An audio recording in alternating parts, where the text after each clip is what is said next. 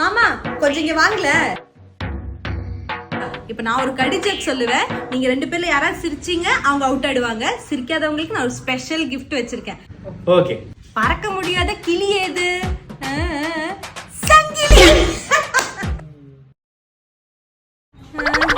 சிரிக்கலையா? சரி சரி, அடுத்த ஜோக்கு.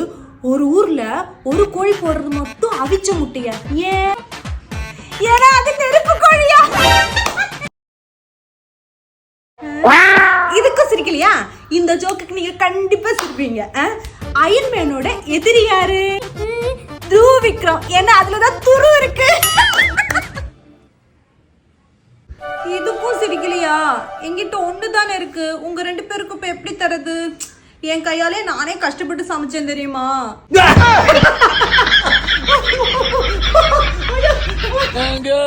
இன்னும் என்ன நீ பைத்தியக்காரனவே நினைச்சு நிக்கிறல்ல நீ?